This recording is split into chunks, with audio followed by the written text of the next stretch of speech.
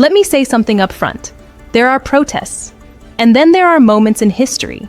There are riots, and then there are nights where a government suddenly realizes, wait, they're not afraid anymore. And once that happens, that's when regimes start shaking like a cheap plastic chair under a heavyweight boxer. Because Iran right now, as of January 2026, is not just witnessing demonstrations. Iran is witnessing something far more dangerous to a dictatorship. Iran is witnessing a collapse of fear, not a collapse of buildings, not a collapse of roads, not even a collapse of police stations. A collapse of the one thing that held the Islamic Republic upright for 45 years, psychological control. And I want you to understand why this is important, because fear is the real fuel of every authoritarian system. Not religion, not ideology, not even the army. The real power is fear. The fear that says, don't speak, don't share, don't gather, don't challenge. Because they will come for you. But now, Iran is living through what can only be described as the longest and darkest night in its modern history. And the scariest part for the regime is this: it may not end in the regime's favor. If you want the before and after moment, the crack in the wall, the key date to focus on is around mid-January, with protests escalating in late December and exploding into massive violence and crackdown in early January. International bodies and rights groups describe this wave as one of the biggest threats to the Islamic Republic since 2022.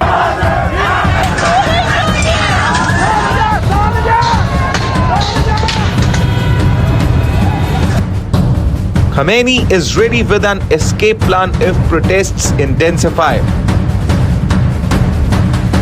Khamenei could flee to Russia if protests crack security forces. Protests in Iran intensify amid economic crisis and deadly unrest.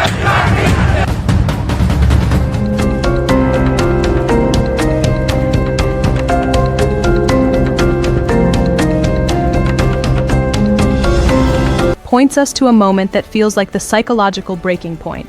January 18th. Tehran, midnight, not midday, not some planned protest route, but midnight, when people are supposed to be home, when resistance is supposed to be quiet. That night, what happened wasn't just a clash. It was not protesters versus police. It looked like something else entirely. A counterattack. A massive crowd surrounding a basij headquarters. Thousands, tens of thousands, encircling the very symbol of street-level terror. And when the reinforced doors were breached, something historic happened. The people didn't just burn a building. They took away the regime's most important weapon, its power to imprison and intimidate. And that's when the regime's nightmare begins. For years, the basij and security units were the shadow in every Iranian street. The sound of a motorcycle used to do more damage than a baton, because it carried meaning. It meant someone is about to disappear. But now that same motorcycle is becoming a moving coffin. And this is where we need to pause and analyze something very important. A lot of people misunderstand revolutions. They think revolutions happen when the people have more weapons. No, revolutions begin when people have less fear. And fear died in Iran the moment citizens started doing things they never imagined themselves doing. Setting police stations on fire, surrounding bases, forcing open detention centers, ambushing mobile units, turning vehicles into flames. And suddenly, the relationship changed. The same forces that used to march through neighborhoods like kings, now they look like trapped rats hiding inside their own compounds. That's not me exaggerating. That's literally how operational collapse begins. Because when a force can't move freely, it's no longer in control. It's just sitting in uniform. Now here's where things get even more intense. The Iranian government didn't respond with negotiation. They responded with what authoritarian governments always reach for: maximum force. And global reporting suggests extreme levels of casualties. Reuters reported an Iranian official saying deaths had reached at least 5,000, with heavy clashes particularly in Kurdish areas. Human Rights Watch described growing evidence of mass killings after protests escalated around January 8th, with the true scale obscured by restrictions and blackouts. Now listen carefully. If those numbers are even close, then what Iran is experiencing is not crowd control. It is not riot suppression. It is not security response.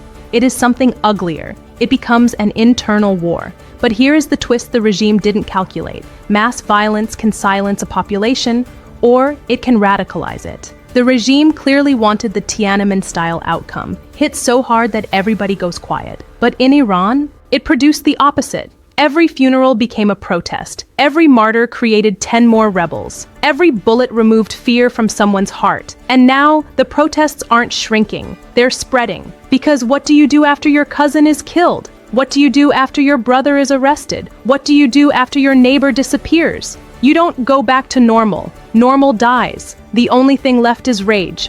And this right here, this is the psychological earthquake. The regime's greatest weapon has always been the myth that it is unstoppable, that it sees everything, that it hears everything, that resistance is pointless, that resistance equals death. But now the myth is burning. Not metaphorically, literally burning. Tehran, Babol, other cities, police stations burning, facilities attacked, the state's visible tools of oppression become targets. And when you see your oppressor retreat, that changes your brain chemistry. It changes your entire worldview. It tells you they can bleed. And when a government bleeds publicly, it triggers something like a stampede. People who were silent yesterday suddenly start shouting today. People who were neutral suddenly pick a side. And the most dangerous group for any regime is not the radicals. It's not the activists. It's the formerly quiet population that suddenly decides, enough. Ambulances allegedly being used as cover. Now I want to be careful here, because allegations require verification. But Reuters and global reports do describe extreme violence and chaotic scenes, and multiple rights groups are warning about severe abuses. So here's the analysis. When a state starts blurring lines between medical rescue, military movement, civilian protection regime enforcement, it sends a signal that the state is no longer functioning as a state. It becomes something else, a survival machine. A regime that will do anything to survive is the most dangerous kind of regime. But also, it is the most desperate, because desperation creates mistakes, and mistakes create openings. Now let's go into history. Paris, 1978, Neauphle-le-Château, Khamenei in exile. The idea is that the tactics and doctrine were influenced not just by ideology, but by imported resistance models. Whether the specific claim about copying the IRA doctrine holds or not, the broader point is valid. Authoritarian systems are not built only on guns. They're built on organization, networks, infiltration, and fear management. The basij is not just men with weapons. It's a structure, a system, a web. And here's why that matters. Because once the web starts burning, the spider has nowhere to hide. Not the internet noise, not the memes, not who's trending. The real question, can the Iranian regime still enforce control if the streets no longer obey?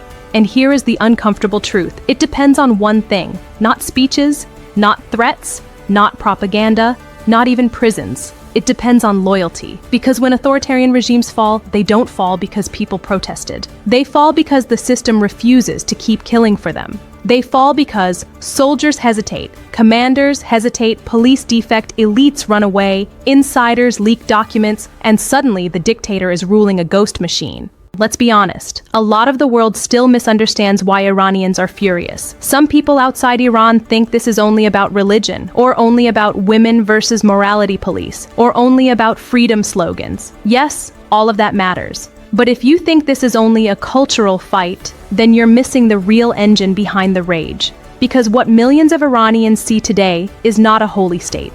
They see a criminal organization. They see a mafia cartel dressed in uniform. A cartel that doesn't just silence people, it devours the economy. And the deeper you go into the details, the uglier it gets. Because this isn't just a regime controlling society. This is a network controlling money. Money makes dictators brave. Money makes dictators arrogant. Money makes dictators shoot their own citizens, then sleep like babies. And in Iran, one of the biggest names linked to this underground economy is what many call the Basij Cooperative Foundation. Now, on paper, these structures are marketed like patriotic organizations. They claim they're supporting the poor and defending the revolution.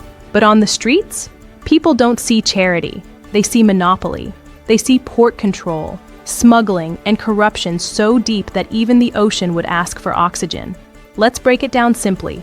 Ports controlled outside real customs oversight, private access routes for goods, black markets, shadow pipelines from oil to narcotics, housing manipulation, influence on the stock exchange, billions moving like ghosts, untaxed, untracked, and untouched.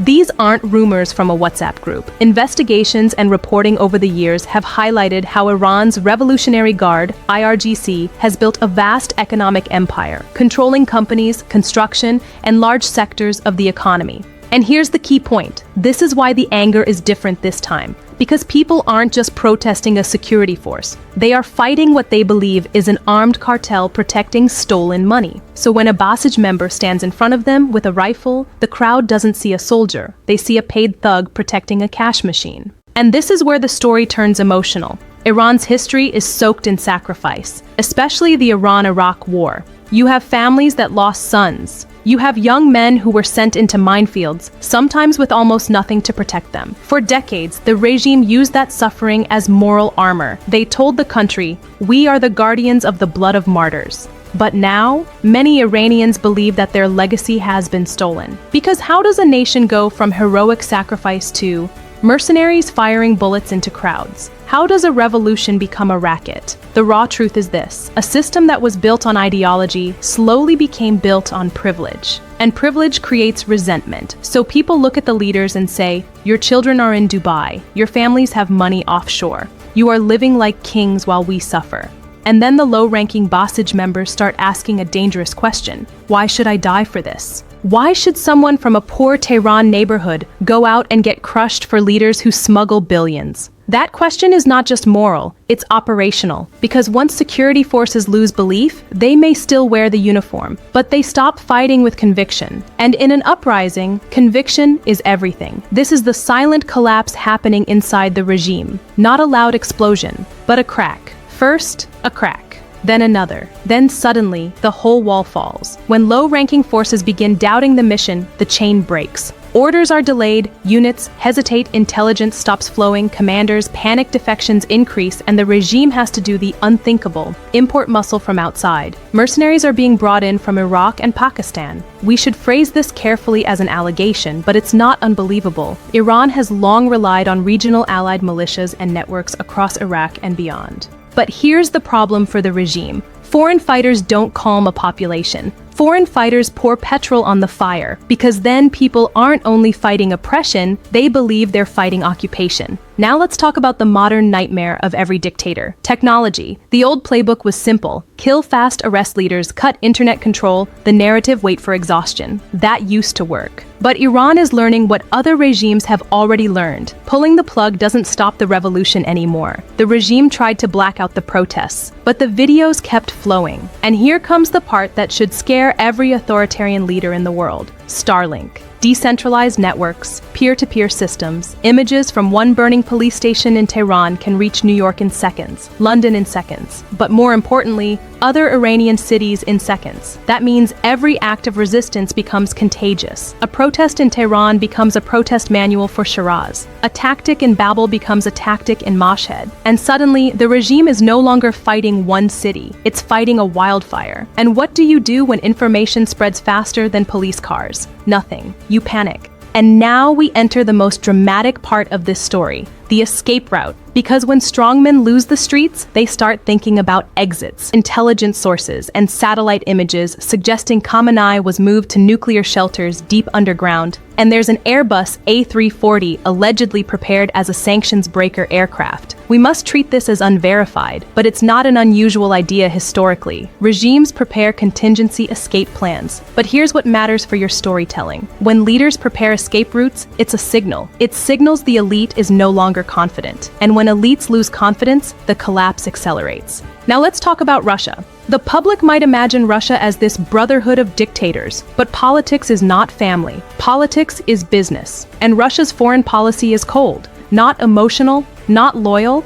Russia has interests, not friendships. And Putin is not running a charity for fallen leaders. So ask yourself this: what does Putin gain by accepting a collapsing Iranian leader? He gains a burden, a bargaining headache, a diplomatic nightmare, and the risk of burning bridges with whoever replaces the regime. And Putin already has problems. Ukraine is not a small headache, it's a bleeding wound. So if Iran falls into chaos, Putin is not thinking emotionally, he's thinking, how do I profit from this without inheriting the mess? So where does this leave Iran? It leaves Iran at a dangerous crossroads. Either the regime reasserts control through mass bloodshed, or the security structure fractures and power slips away. But one thing is already irreversible. Fear has left the streets, and once fear leaves a society, it doesn't come back, because fear is like a spell. Once the people realize it was an illusion, the magician is finished. And what collapsed in Tehran wasn't just a door, it wasn't just a station, it wasn't just a headquarters, it was the regime's biggest foundation, psychological control. Now the only question left is, who survives the rubble? The people, the generals, the clerics, or the criminals hiding behind uniforms? Now I want to hear from you. Do you believe Iran is at the point of no return, or will the regime crush this like past uprisings? Drop your thoughts in the comments. Support this work by liking the video, and don't forget to subscribe to the channel so you don't miss the next breakdown. Also turn on notifications because this story is moving fast and the world is watching.